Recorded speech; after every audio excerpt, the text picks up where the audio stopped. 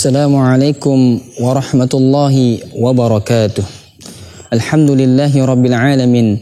Wabihi nasta'inuhu ala umurid dunya waddin. Assalatu wassalamu ala ashrafil anbiya'i wal mursalin. Muhammadin wa ala alihi wa ashabihi ajma'in. Qala Allah ta'ala, ya ayyuhalladina amanu kutiba alaikumus siyam kama kutiba alal ladina min qablikum la'allakum tattaqun. Para pemirsa, penonton setia channel YouTube Nurul Amin yang berbahagia.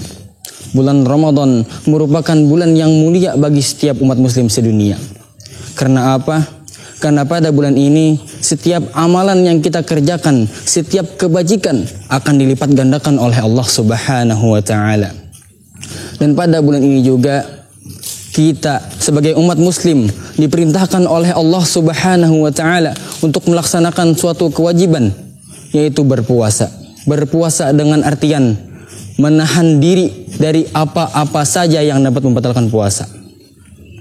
Maka dari itu para pemirsa, alangkah baiknya bagi kita untuk mengetahui hal-hal apa saja yang dapat membatalkan puasa. Pemirsa yang dirahmati oleh Allah Subhanahu wa taala, yang pertama adalah makan dan minum dengan sengaja.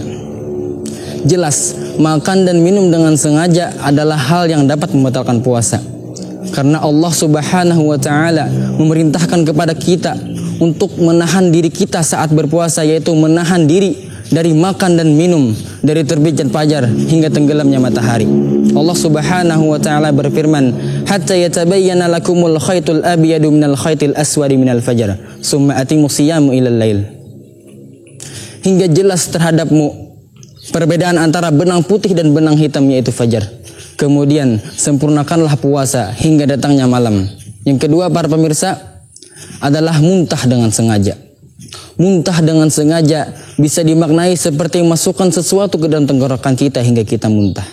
Jikalau kita tidak sengaja, maka puasa yang kita kerjakan akan tetap sah dan terima di sisi Allah Subhanahu wa taala. Sebagaimana Rasulullah sallallahu alaihi wasallam bersabda dari Abu Hurairah radhiyallahu anhu, yang artinya, barang siapa, kata Rasulullah, yang dikalahkan oleh muntah, maka tidak ada qada baginya. Akan tapi barang siapa yang muntah dengan sengaja, maka hendaklah ia mengqadanya. Para pemirsa yang dirahmati oleh Allah Subhanahu wa taala, yang ketiga adalah jimak antara suami dan istri pada siang hari di bulan Ramadan. Jimak adalah hubungan antara suami dan istri.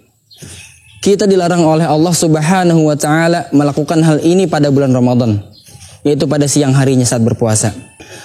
Karena Allah menyuruh kita untuk menahan diri dari hawa nafsu saat berpuasa. Allah Subhanahu wa taala berfirman, "Uhilla lakum lailatas siyami rafasu ila nisaikum."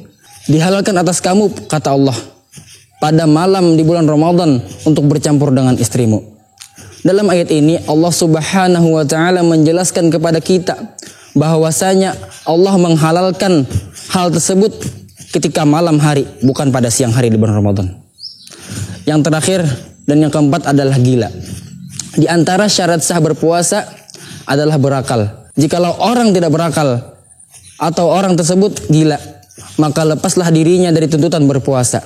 Karena apa? Karena orang yang mabuk saja tidak dibolehkan oleh Allah Subhanahu wa taala untuk berpuasa, apalagi orang yang gila. Para pemirsa yang dirahmati oleh Allah Subhanahu wa taala, itulah sedikit dari apa yang dapat saya sampaikan. Hindarkanlah diri kita dari hal-hal di atas untuk tetap istiqomah di jalan Allah Subhanahu wa taala, dan agar setiap amalan yang kita kerjakan, agar puasa yang kita kerjakan hari ini diterima di sisi Allah Subhanahu wa taala. Yumkin hadza minni idza wajadtum minni khata dzalika minni wa idza wajadtum minni shawab dzalika min indillah. Akhirul kalam, assalamualaikum warahmatullahi wabarakatuh.